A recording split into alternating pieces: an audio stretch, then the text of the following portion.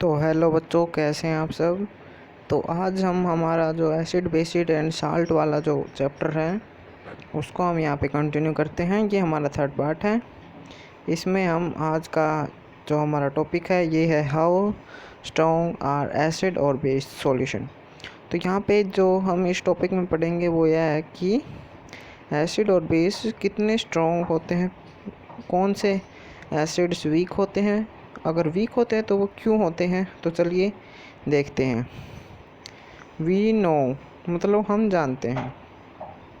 How acid basis indicator can be used distinguish between acid and base. तो यहाँ पे जो हम एसिड और बेस के बीच में जो हम डिफरेंस देखते हैं, डिफरेंस किससे देखते हैं, वो देखते हैं हम इंडिकेटर्स के द्वारा। We have learnt in previous class section about dilution and decretion। तो हमने यहाँ पे डाइल्यूशन पढ़ा था। डाइल्यूशन हमने क्या पढ़ा था, जब भी हम किसी एसिड और बेस को अगर हम वाटर में मिक्स करेंगे तो उसका डाइल्यूशन होगा और उसके जो पावर होती है एसिड की वो किसके कारण होती है, वो होती है H+ और OH- के कारण। एसिड की यहाँ पे H+ के कारण प्रॉपर्टी होती है और जो बेसिस की प्रॉपर्टी होती है वो OH के कारण होती है। तो इस प्रकार से अगर हम डाइल्यूशन करते हैं किसी भी एसिड और बेस का तो उनके कॉन्सेंट्रेशन में यहाँ पे इन दोनों के कॉन्सेंट्रेशन में फ़र्क आएगा। ये सीधी सी बात है, ये यहाँ पे कही गई है। Can we quantitatively find amount of these ion. तो क्या हम इन आयंस का हम पता लगा सकते हैं कितने हैं ये। जैसे कि यहाँ पे H+ आयन अगर किसी एसिड में हम पता लगा सकते हैं कि कितनी क्वांटिटी में यहाँ पे H+ आयन प्रेजेंट है और कितनी क्वांटिटी यहाँ पे OH आयन प्रेजेंट है। तो देखते हैं हम पता लगा सकते हैं या नहीं। तो देखिए यहाँ पे we can do this by making use of universal indicator. तो यहाँ पे हम ऐसा कर सकते हैं, किसके कारण कर सकते हैं ये, इससे हम यूनिवर्सल इंडिकेटर के से हम ये देख सकते हैं कि ये कितने स्ट्रॉन्ग हैं। इनकी अमाउंट जो H और OH की जो अमाउंट है इनको हम देख सकते हैं डिफरेंट कलर। और जो ये यूनिवर्सल इंडिकेटर है, अब आप सोच रहे हो कि यूनिवर्सल इंडिकेटर क्या है, तो ये भी एक प्रकार का इंडिकेटर है, लेकिन ये यूनिवर्सल है मतलब ये सभी चीज़ों में अपना अलग अलग डिफरेंट कलर दिखाएगा। अगर स्ट्रॉन्ग एसिड और बेस होंगे तो इनका कलर कुछ अलग होगा और अगर वीक एसिड और बेस होंगे तो वहाँ पे कलर कुछ और आएगा। Universal indicator show different colour, तो यहाँ पे अलग अलग कलर दिखा देता है। कंसंट्रेशन ऑफ हाइड्रोजन आयंस, तो यहाँ पे जो ये हाइड्रोजन आयंस है अगर इनका कंसंट्रेशन ज़्यादा या कम होगा तो उसके हिसाब से ये जो है यूनिवर्सल इंडिकेटर अलग अलग अपने रंग दिखाएगा। तो देखिए scale of measuring hydrogen ions concentration in solution is called pH। तो आप सोच रहे होंगे कि यहाँ पे pH क्या है। pH का नाम आपने सुना भी होगा, लेकिन देखिए यहाँ पे pH होता क्या है। तो हाइड्रोजन आयन का जो कंसंट्रेशन होता है, hydrogen ion concentration in a solution is called pH scale. तो यहाँ पे आप pH स्केल की डेफिनेशन भी लिख सकते हैं, hydrogen concentration in a solution is called the pH scale. Scale has been developed, तो यहाँ पे एक pH स्केल को डेवलप किया गया है हाइड्रोजन आयन के कंसंट्रेशन को देखने के लिए। द P इन pH, यहाँ पे जो pH है इस प्रकार से ये लिखा जाता है। तो यहाँ पे जो ये P है, इस P का मतलब यहाँ पे ये जो P है हमारा, इसका मतलब हमारा है पोटेंज। तब आप सोचेंगे पोटेंज क्या है, ये एक जर्मन का वर्ड है मीनिंग पावर। तो यहाँ पे पोटेंज का जो मीनिंग होता है वो पावर होता है, मतलब शक्ति, कितनी शक्ति है इसमें H+ आयन की। तो ये जर्मन वर्ड है पोटेंज, ये भी आपसे पूछा जा सकता है एग्ज़ाम में। चलिए देखते हैं अब आगे। On the pH scale we can measure pH generally from 0 to 14। तो यहाँ पे जो हमारा pH स्केल है ये हमारा 0 से 14 के बीच में होता है। ऐसे नहीं कि आप 0 से माइनस में चले जाएंगे, -1 में चले जाएंगे, -1 गलत हो जाएगा। ऐसे नहीं, यहाँ पे भी आप बढ़ जाएंगे, 15 यहाँ पे नहीं हो सकता। तो ये जो हमारा पीएच स्केल है ये 0 से 14 तक जाता है, ना आगे ना पीछे, इन दोनों के बीच में ही रहता है। तो अब आप सोच रहे होंगे कि इनकी साइड में ये क्या लिखा गया है। तो यहाँ पे आगे देखेंगे हम, यहाँ पे वेरी एसिडिक, मतलब अगर 0 से अगर आप 7 के बीच में अगर किसी भी सॉल्यूशन का पीएच है तो वो एसिडिक होगा, और जो 7 से 14 के बीच में जो अगर वो है हमारा पीएच है सॉल्यूशन का, तो वो तो हमारा होगा बेस। और एक होता है हमारा न्यूट्रल, अगर किसी सॉल्यूशन का जो पीएच है वो 7 है तो वो हमारा न्यूट्रल सॉल्यूशन होगा। न्यूट्रल मतलब वाटर। तो देखिए अब आगे देखते हैं, चिंता मत कीजिए, आगे आपको क्लियर होता जाएगा, जब जब हम आगे पढ़ेंगे तब क्लियर होता जाएगा। PH should be throw of simply as a number which indicate the acid and base nature in solution. तो पीएच एक प्रकार का नंबर होता है जो हमारा एसिड और बेस के नेचर को बताता है in solution. Higher hydronium ion concentration, lower in pH value. तो यहाँ पे ये क्या कह रहा है शायद आपको समझ में नहीं आया होगा। हायर हाइड्रोनियम आयन, तो हाइड्रोनियम आयन हमने पढ़ा था H3O, तो ये है हमारा हाइड्रोनियम आयन। अगर इसका कंसंट्रेशन ज़्यादा होगा तो उसका पीएच लो होगा। अगर किसी भी सॉल्यूशन में हाइड्रोनियम आयन का जो कंसंट्रेशन है अगर वो ज़्यादा होगा तो हमारा जो पीएच वैल्यू है उसकी कम होगी। The pH of neutral solution is 7। तो मैंने पहले बता दिया कि अगर आपको 7 पीएच दिया गया है तो वो है हमारा neutral solution. Value less than 7 और pH scale represent an acidic solution.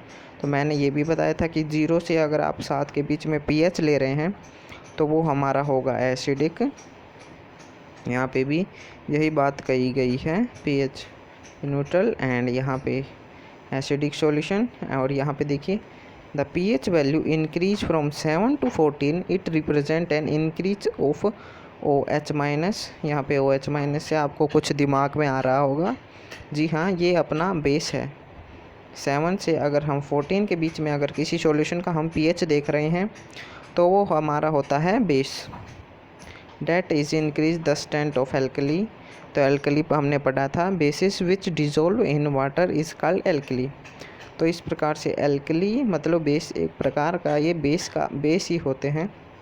तो 7 से 14 यहाँ पे आपको मिलेंगे बेस, और जो 0 से यहाँ पे आपको 7 तक मिलेंगे ये हमारे होंगे एसिडिक। उम्मीद है आपको ये समझ में आ गया होगा। और ये यहाँ पे ये और दिया गया है, देखिए यहाँ पे देखिए यहाँ पे ये न्यूट्रल है, यहाँ पे ये डंडा खींचा गया है, मतलब यहाँ पे ये न्यूट्रल है, ना यहाँ पे एसिडिक स्ट्रेंथ है, ना यहाँ पे बेसिक स्ट्रेंथ है। जैसे आप इस तरफ आएंगे तो इंक्रीज़ इन एसिडिक नेचर होगा। जैसे यहाँ पे 7 है, यहाँ पे 0 है।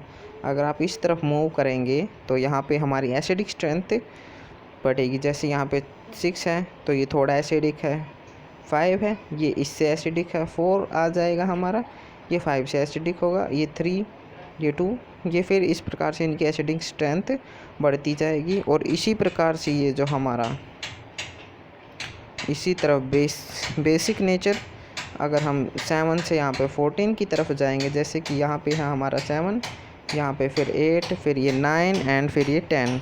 तो इस प्रकार से जब हम आगे बढ़ते जाएंगे तो यहाँ पे 8 7 से ज़्यादा बेसिक होगा, 9 8 से ज़्यादा बेसिक होगा, 10 9 से ज़्यादा बेसिक होगा। उम्मीद है आपको समझ में आ गया होगा। चलिए अब आगे देखते हैं।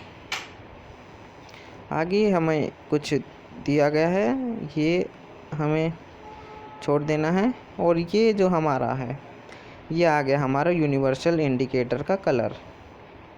तो देखिए जैसे कि हमने देखा था इस प्रकार के कलर शो करता है यूनिवर्सल इंडिकेटर। यहाँ पे 0 से 14 तक नंबर लिखे गए हैं।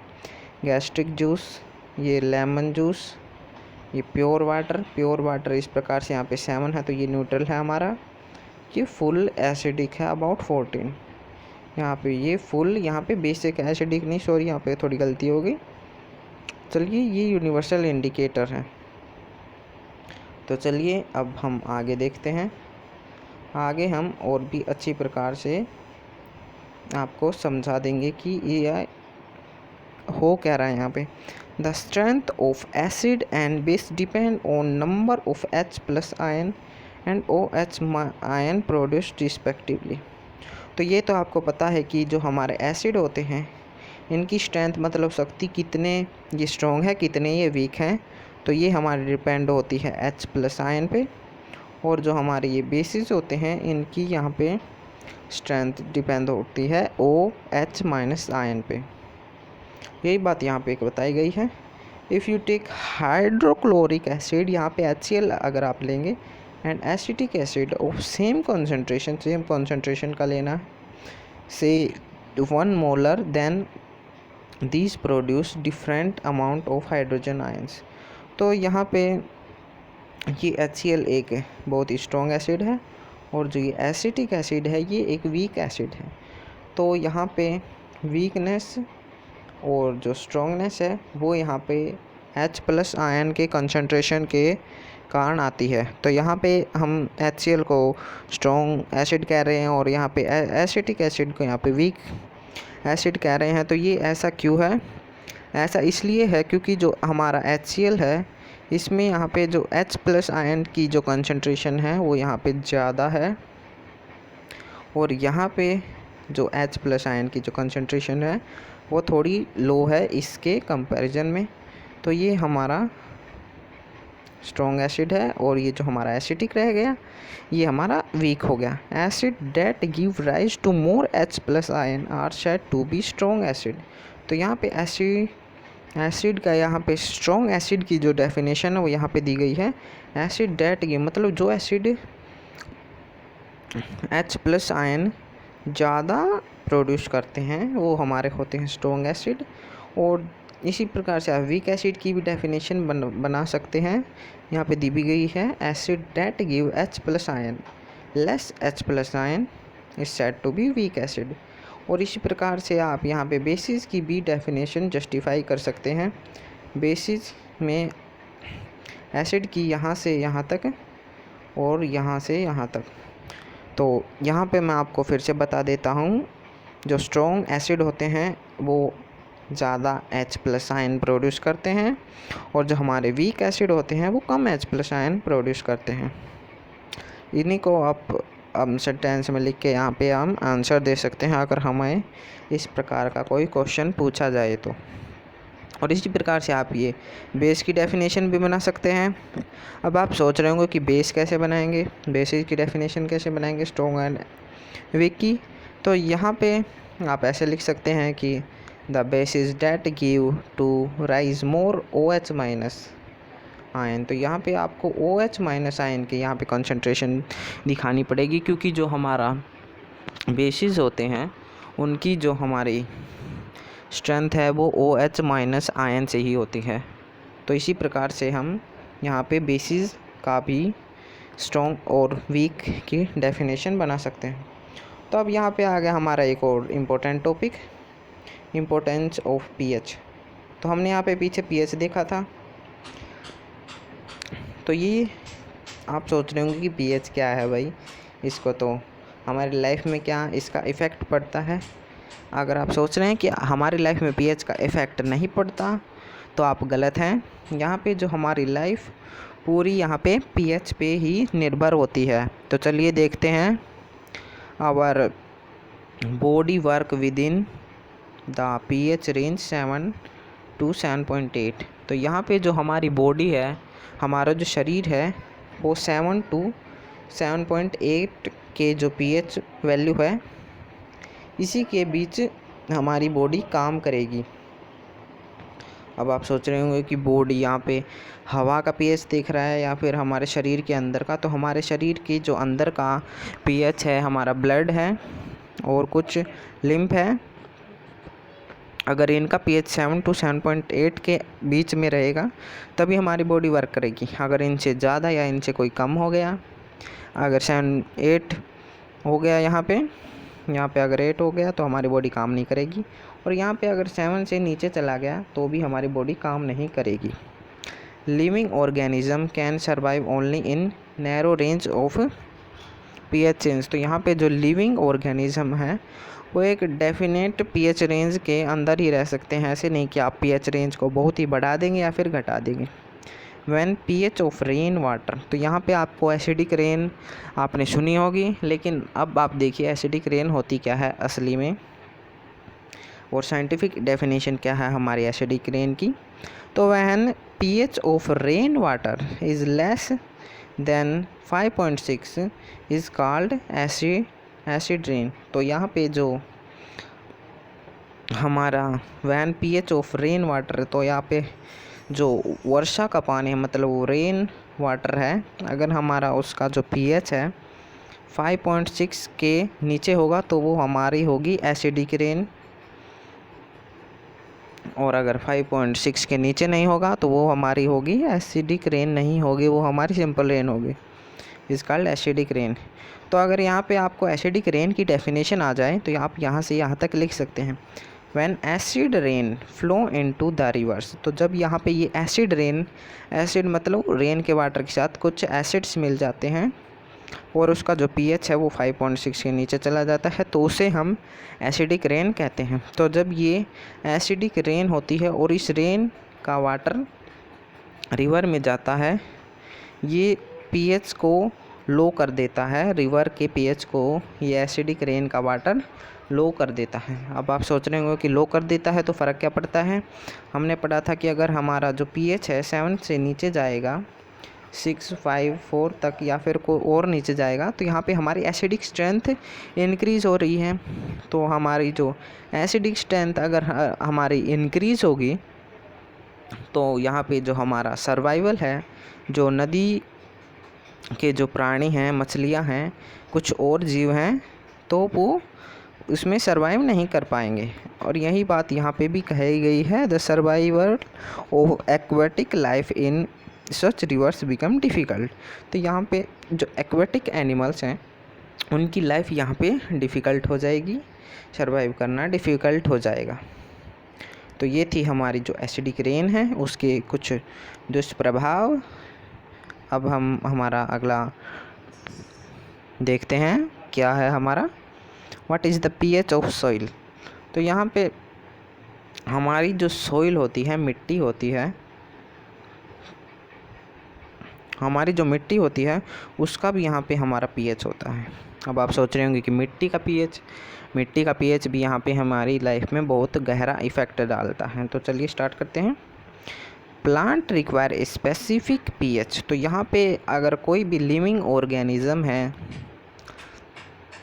या फिर कोई और चीज़ है उसको एक यहाँ पे डेफिनेट और यहाँ पे पर्याप्त पीएच चाहिए। ऐसे नहीं कि आपने ज़्यादा कर दिया या फिर कम कर दिया, ज़्यादा होगा तो भी दिक्कत होगी और पीएच अगर कम हो जाएगा तो भी दिक्कत होगी। तो to find out the pH required for healthy growth. तो यहाँ पे अगर एक डेफिनेट पीएच होगा, मतलब एक सही पीएच होगा मिट्टी का, तभी यहाँ पे जो हमारा प्लांट है वो ग्रोथ कर पाएगा अच्छी प्रकार से। To find out the pH required for healthy growth of plant you can collect soil from various places and check pH in manner described below in activity. तो आप एक स्पेसिफिक पीएच होता है हमारी हेल्दी ग्रोथ के लिए, जो हमारे प्लांट्स हैं इनकी जो हेल्दी ग्रोथ के लिए हमारा एक स्पेसिफिक पीएच होता है, और वो पीएच आप सॉइल को कलेक्ट करके और यहाँ पे जो हमारी एक्टिविटी है इसकी सहायता से आप अपने जो मिट्टी है आपके घर की या फिर पड़ोस की, तो वहाँ पे आप अपने पीएच को देख सकते हैं पौधे के।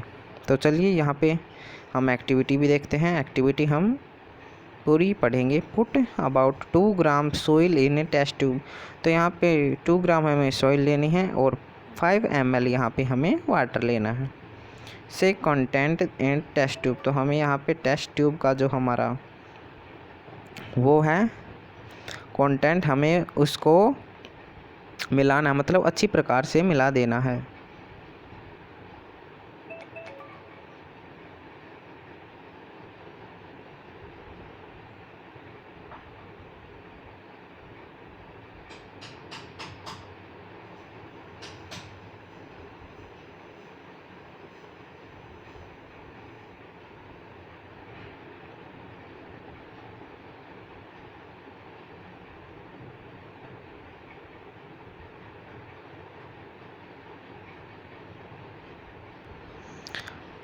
तो यहाँ पे हमें उसको अच्छी प्रकार से मिला लेना है। जो हमारा 2 ग्राम है सॉइल और यहाँ पे 5 ml वाटर है। यहाँ पे थोड़ी बीच में थोड़ी दिक्कत आ गई थी, लेकिन हम फिर से हमारे वीडियो पर वापस आ गए हैं। उम्मीद है आपको थोड़ी दिक्कत आई होगी, लेकिन उसके लिए हम माफ़ी चाहते हैं। चलिए यहाँ पे हम एक्टिविटी देखते हैं। Filter the content and collect the filtrate in test tube. तो हमें यहाँ पे जो हमारा फिल्ट्रेट है, मतलब हमने जो मिट्टी और जो पानी को मिलाया था उसका हमें फ़िल्टर करना है, मतलब मिट्टी अब हमें उस पानी से अलग कर देनी है। Check the pH of filtrate with universal indicator. तो यहाँ पे आपको यूनिवर्सल इंडिकेटर की मदद से यहाँ पे हमें चेक करना है pH. What can you conclude about the idea. तो यहाँ पे इस प्रकार से आप जो हमारा पीए यूनिवर्सल इंडिकेटर की सहायता से आप जो हमारा ये सॉइल है इसका हम पीएच देख सकते हैं, और इस प्रकार से आप एक अच्छा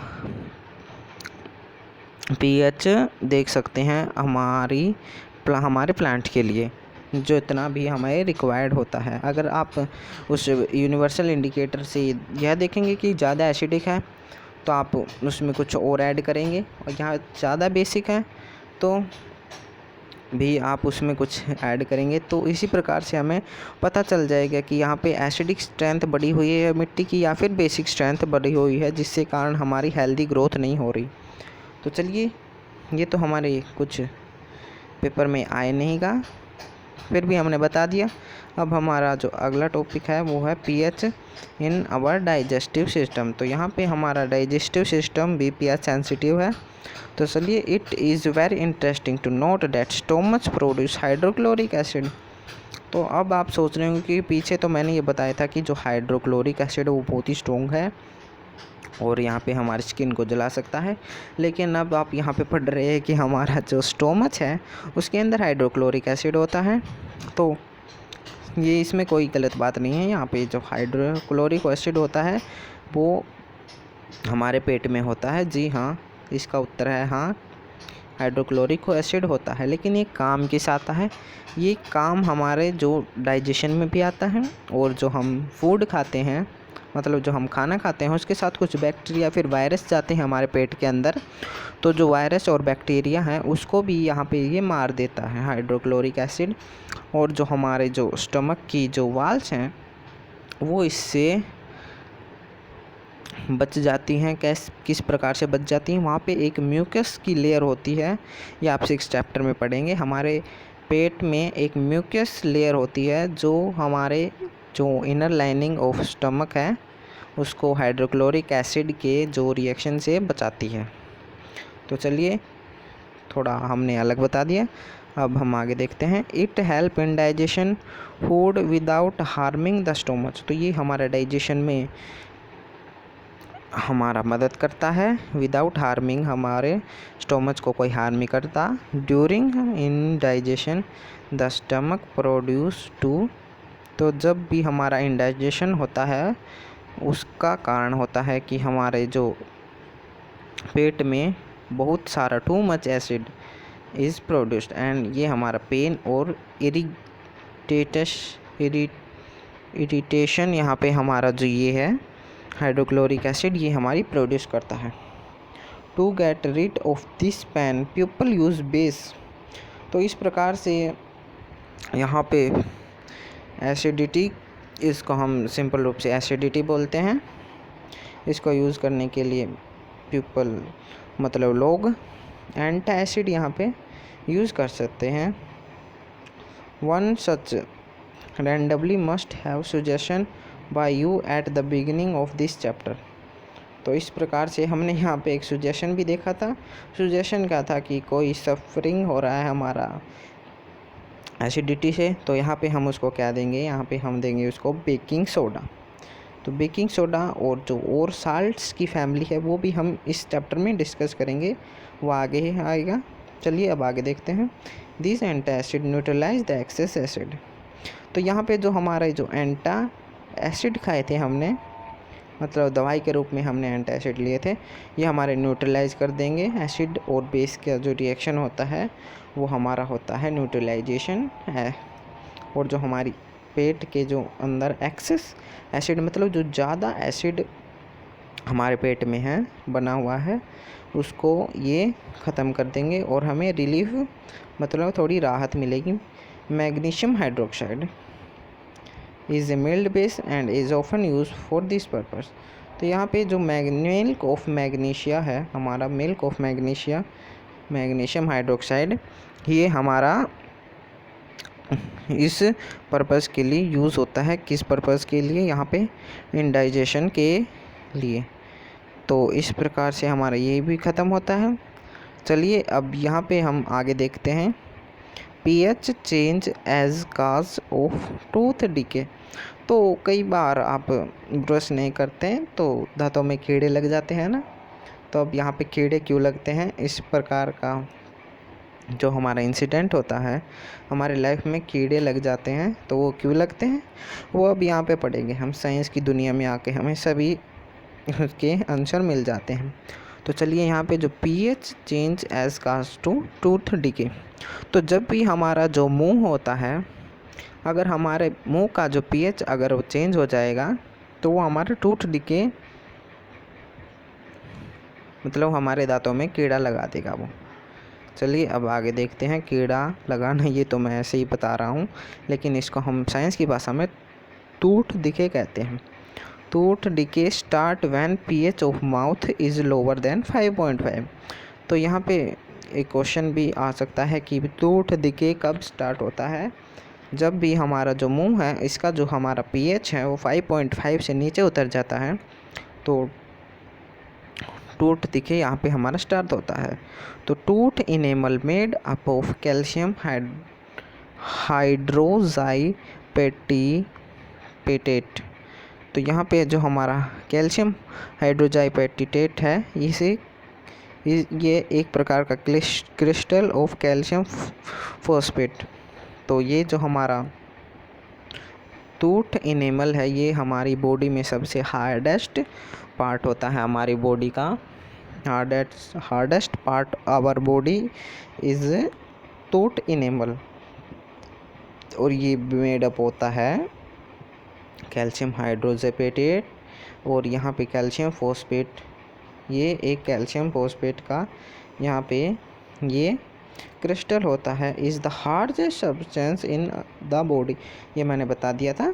it does not dissolve in water. ये जो हमारा कैल्शियम फॉस्फेट है, ये डिसॉल्व नहीं करता वाटर में, but is corrode when the pH in mouth below 5.5। तो ये वाटर के साथ तो मिलता नहीं, लेकिन जब जो हमारा मुंह का जो pH है 5.5 के नीचे चला जाता है, तो तब ये स्टार्ट होना, ये मिक्सिंग स्टार्ट होने लग जाती है कैल्शियम फॉस्फेट की। Bacteria present in mouth produce acid by degradation of sugar and food practical remaining in mouth after eating. तो यहाँ पे जब हम खाना खा लेते हैं तो खाने के कुछ अंश हमारे मुंह में सीधे रूप से चिपके रह जाते हैं। इसमें कोई वो नहीं है, ये सीधी सी बात है। जो हम खाना खाएंगे तो कुछ पार्ट हमारा खाने का हमारे मुंह में रह जाता है, और ये जो बैक्टीरिया हैं, ये इनके साथ रिएक्शन करके, शुगर और फूड पार्टिकल्स के साथ रिएक्शन करके यहाँ पे हमारे एसिड प्रोड्यूस करते हैं।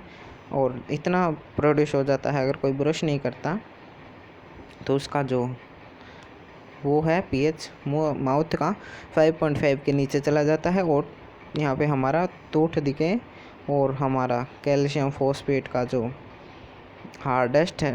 हार्डनेस है वो ख़त्म होनी शुरू हो जाती है। तो इस प्रकार से कुछ था ये हमारा tooth decay. The best way to prevent this to clean the mouth after eating. तो यहाँ पे हमारे टूथ डिके को यहाँ पे प्रिवेंट करने के लिए यहाँ पे कुछ हमें इंडिकेशन भी दी गई है। कुछ बच्चे तो सिर्फ इंडिकेशन देखते हैं। इंडिकेशन तो भाई हमें सबको पता है कि ब्रश करनी है, लेकिन कुछ करते नहीं हैं। तो शायद आप उनमें में से नहीं होंगे जो ब्रश नहीं करते। इसलिए ब्रश कीजिए, रोज़ कीजिए, सुबह शाम रोज़ ब्रश कीजिए, जिससे कि आपको जो टूथ डिके है इसके ये आपके मुंह में नहीं आ जाए, या फिर ये हमारा जो टूथ डिके है ये आपके कोई नुकसान नहीं पहुंचाए, इसलिए यूजिंग टूथपेस्ट। तो यहाँ पे हमें टूथपेस्ट को भी यूज़ करना है, ऐसे नहीं कि सीधा ब्रश ब्रश से कर लिया, टूथपेस्ट को भी यूज़ करना है, विच आर जनरली बेसिक। तो यहाँ पे जो एक और सिंपल और यहाँ पे इम्पोर्टेंट बात ये आ गई कि जो हमारा टूथपेस्ट होता है उसका नेचर बताइए। तो ये हमारा होता है basic in nature. For cleaning the teeth can neutralize this excess acid. तो जब भी कहीं पर भी यहाँ पे एसिड ज़्यादा मात्रा में प्रोड्यूस हो जाता है, अगर हमें उससे छुटकारा पाना है तो हम यहाँ पे एक बेस लेंगे और हम बेस का एसिड के साथ रिएक्शन करवा के उन दोनों को न्यूट्रलाइज कर देंगे। चलिए अब आगे देखते हैं। Self defence bye animal and plant through chemical welfare. तो यहाँ पे जो हमारे एनिमल्स होते हैं और जो प्लांट होते हैं ये भी सेल्फ डिफेंस मतलब खुद की रक्षा करते हैं एसिड और बेसिस को हमें इंजेक्ट करके। जब भी आपको मधुमक्खी यहाँ पे काट लेती है तो आपको पता है कितना दर्द होता है। तो वो दर्द क्यों होता है? दर्द इसलिए होता है क्योंकि वो एक प्रकार का एसिड छोड़ जाती है हमारी स्किन में, जिसके कारण हाँ जो हमारा स्किन है वहाँ पे पेन प्रोड्यूस होता है। ऐसे तो नहीं कि वहाँ पे उसने ज़ोर से कुछ दांत वात गड़ा दिए हों, उसका तो एक छोटा सा डंक होता है, उसी छोटे से डंक में वो एक एसिड छोड़ देती है, बस एसिड ही अपना काम करता है, वो तो चली जाती है अपना डंक मार के। तो चलिए अब हम देखते हैं प्लांट और जो ये हमारे एनिमल हैं ये किस प्रकार से एसिड और बेसिस को अपने सेल्फ डिफेंस के लिए यूज़ करते हैं। उम्मीद है आपको ये हमारा जो चैप्टर है समझ में आ रहा होगा। अगर कुछ समझ में नहीं आ रहा तो यहाँ पे आप कमेंट करके बताइए, और जो हमारा चैनल है उसको सब्सक्राइब कीजिए। सब्सक्राइब पहले मत कीजिए, आप पहले हमारे जो कंटेंट है उसको देखिए। अगर आपको कंटेंट अच्छा लगता है तो प्लीज़ हमारे चैनल को सब्सक्राइब कर दीजिएगा। चलिए देखते हैं। Have you ever been stung by a honey bee. क्या आपको कभी हनी बी ने काटा है? तो अगर आपने हनी बी ने काटा है तो मुझे बताइए, कमेंट में लिखिए।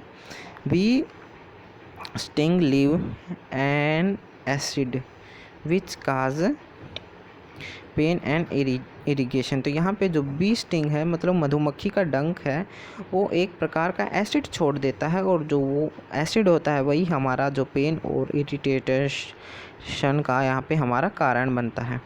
Use a mild base like baking soda on stung area give relief. तो अगर अगली बार आपको मधुमक्खी काट जाए तो आप यहाँ पे बेकिंग सोडा लगाइए, मीठा सोडा लगाइए, जिससे आपको कुछ यहाँ पे रिलीफ होगा। तो बेकिंग सोडा का यहाँ पे नेचर जो होता है वो हमारा होता है बेसिक नेचर, और प्लस यहाँ पे एसिड है। एसिड कैसे है कि ये लीव एंड एसिड, तो ये जो हमारा है ये हमारा एसिड लीव कर देती है हनी बी। एसिड का जब हम बेस के साथ रिएक्शन करवाएंगे तो ये हमारा न्यूट्रलाइजेशन रिएक्शन हो जाएगा, और इस प्रकार से ये जो हमारा रिलीफ हमें बेकिंग सोडा हमें प्रोवाइड करेगा। Stinging hair of nettle leave inject methanoic acid call burning pain. तो यहाँ पे एक प्रकार का पौधा होता है नेटल लीव्स, तो ये भी अगर इस पे कांटे होते हैं, अगर आपका हाथ गलती से इस पे पड़ जाए या फिर ये कांटे आपको कहीं चुभ जाए तो ये भी एक मिथेनोइक एसिड यहाँ पे रिलीज़ कर देता है, और ये बर्निंग मतलब जलन भी शुरू हो जाएगी, वहाँ पे दर्द भी शुरू हो जाएगा। तो इस प्रकार से कुछ ये हमारा self defence of animal and जो प्लांट है वो करते हैं। तो ये है हमारा जो नेटल लीव, हमारा जो ये नेटल लीव है ये हमारा यहाँ पे ये फ़ोटो दी गई है। तो अगली बार आपको नेटल लीव दिखे तो थोड़ा दूर ही रहिएगा आप। चलिए अब यहाँ पे एक और मेन बात आ गई है। यहाँ पे ये जो हमारे टेबल है ये बहुत इम्पोर्टेंट है, इसको आप ध्यान रखिएगा। देखिए मैं बता देता हूँ। यहाँ पे नेचुरल सोर्स, यहाँ पे नेचुरल सोर्स, यहाँ पे एसिड।